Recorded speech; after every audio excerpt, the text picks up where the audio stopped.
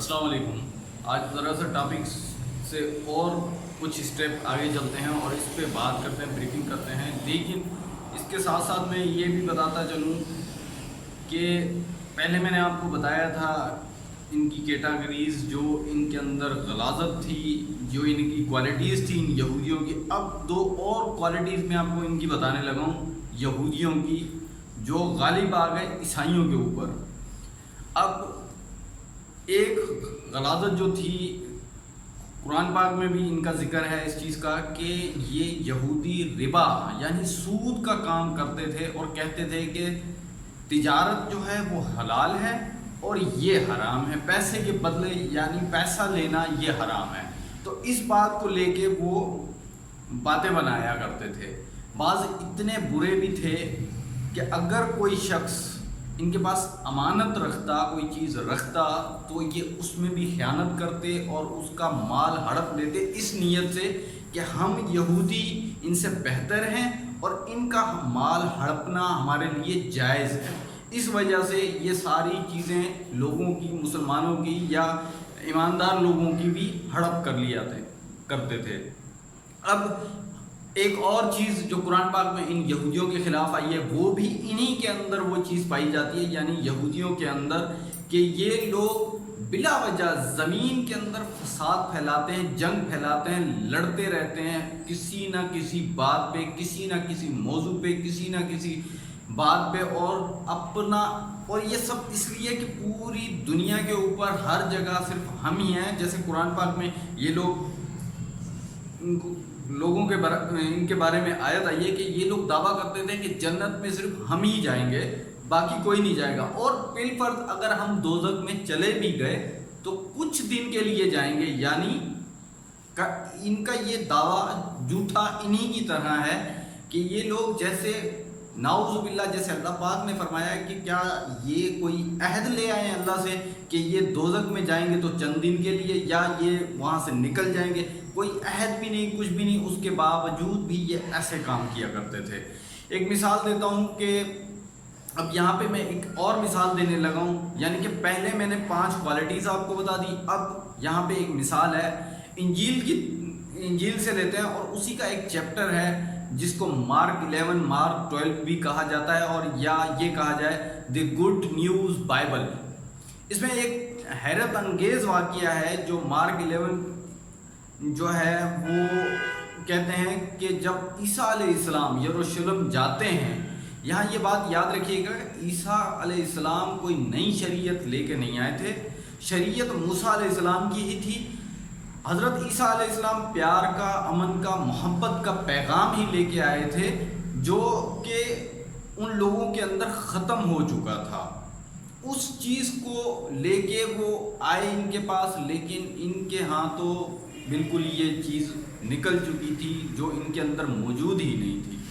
اب یہاں پہ میں آپ کو ایک چیز بتاتا ہوں کہ جیسے کہ بدکار عورت کے اوپر انہوں نے بولا کہ قانون نافذ ہوگا، کون سا سنسار کیا جائے، اسے پتھر مارے جائیں، ان کے ساتھ یہ برتاؤ کیا جائے، یعنی کہ وہ قانون جو تھا انجیل کا یا اللہ کا اتارا ہوا، اس پہ اتنے سختی سے اپلائی کرتے تھے، اس طریقے سے وہ اپلائی کرتے تھے، یعنی کہ یہ خود کچھ نہیں کرتے تھے اور دوسروں کے اوپر وہ نافذ کر دیتے تھے قانون، یعنی اللہ کا قانون۔ اب یہاں پہ یہ لوگ سارا اسی طریقے سے کرنا چاہتے تھے، لیکن حضرت عیسیٰ علیہ السلام نے فرمایا کہ اس سے سنسار وہی کرے جس نے کوئی خود برائی نہ کی ہو۔ اب ظاہری سی بات ہے، جب انہوں نے یہ بات کہی تو آپ سمجھ سکتے ہیں کہ انہوں نے پھر اپنا ریئیکشن کیا دکھایا ہوگا، اور یہ کتنے سافٹ ہوں گے حضرت عیسیٰ علیہ السلام، کتنے نرم دل ہوں گے لوگوں کے لیے، دنیا کے لیے، کیونکہ وہ ایک نبی ہیں اور اللہ کا احکامات کے لیے ہی یہ نبی اتارے جاتے تھے، اور یہ وہی کہتے تھے جو اللہ تعالیٰ انہیں فرماتا تھا، اس کے علاوہ یہ زیادہ کچھ نہیں چاہتے تھے۔ تو ابھی میں وہی بات کر رہا تھا، جب یہ کہتے ہیں کہ یروشلم مارک 11-12 کے اندر کہ یروشلم حضرت عیسیٰ علیہ السلام جب جاتے ہیں تو وہاں دیکھتے ہیں کہ یہودی عبادت گاہ کے اندر سود کا کاروبار کر رہے ہیں اور وہیں پہ ٹیبلیں لگائی ہوئی ہیں اور وہ پیسے کا کام کر رہے ہیں لوگوں کے بیچ میں. اور اس ورڈ کو دیکھیں کس طریقے سے پرانی جو کتاب ہے اس کے اندر جو یوز ہوا ہے ورڈ وہ منی لینڈر یوز ہوا ہے، جبکہ نئی ایڈیشن جو ابھی مارکیٹ کے اندر بھی مل جائے گی، عام طور پہ یہ بکتی رہتی ہے، تو اس میں اس ورڈ کو تھوڑا سا چینج کر دیا، منی چینجر کے نام سے ڈالا گیا ہے کہ منی چینج کیا کرتے تھے. یعنی کہ یہ لوگ ایسے کام کرتے تھے. تو وہ کہتے ہیں کہ جب یروشلم جاتے ہیں تو حضرت عیسیٰ علیہ السلام غضب میں آ گئے، جلال میں آ گئے، اور یہ کہا جائے بہت غصے میں آ گئے وہاں پر. اور وہاں دیکھتے ہیں کہ جو لوگ سود کا کام کر رہے ہیں ان کو مارتے ہیں، ان کو پیٹتے ہیں اور ان کو وہاں سے نکالتے ہیں کہ یہ یعنی اللہ کا گھر، عبادت گاہ کو تم لوگوں نے چوروں کا گھر بنا دیا ہے. تو یہ لوگ چوروں کا گھر بنا کے بیٹھے ہوئے تھے. کس کو؟ اللہ کے گھر کو بھی. یہ نظام، سود کے نظام کے اوپر جو حضرت عیسیٰ علیہ السلام نے حملہ کیا انجیل کے بقول ان کے اوپر، یہودیوں کے اوپر، تو یہ لوگ غضبناک ہو گئے، یہاں تک کہ انہوں نے سازش بنانا شروع کر دی. کس کے خلاف؟ حضرت عیسیٰ علیہ السلام کے خلاف، کہ انہیں شہید کیا جائے، قتل کر دیا جائے، اپنے راستے سے ہٹا دیا جائے. صرف کس لیے؟ کہ سود کا نظام برقرار رکھا جائے. یعنی کہ ہم جو کر رہے ہیں ہمیں کرنے دیا جائے، اس سے ہمیں کوئی روکنے والا ٹوکنے والا نہ ہو. یہ سب کچھ اس لیے تھا کہ یہ سود کا نظام، یعنی ہر جڑ، ہر برائی اس سود کے اوپر مبنی ہے.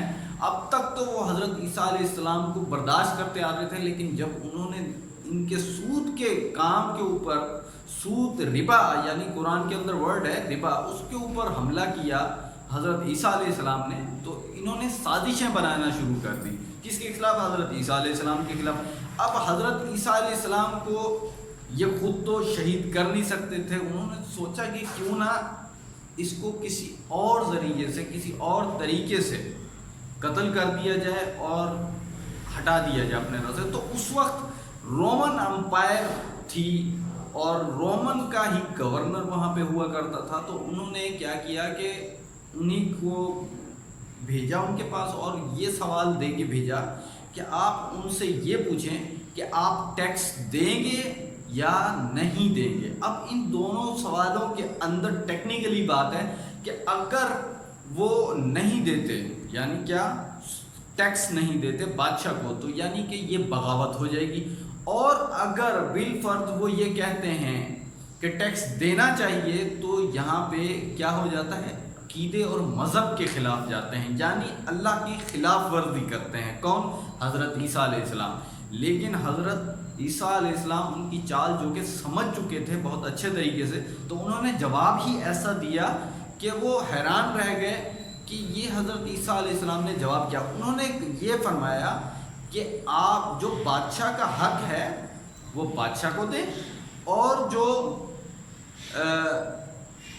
اس کا جو یعنی اللہ کا حق ہے وہ آپ اللہ کو ہی دیں. اب میرا جو کہنے کا مطلب تھا کہ یہ لوگ، مطلب جو میں پوائنٹ آپ کو دکھانا چاہ رہا تھا کہ کس طریقے سے یہ لوگ حضرت عیسیٰ علیہ السلام کو رومن امپائر سے ہٹوانا چاہ رہے تھے.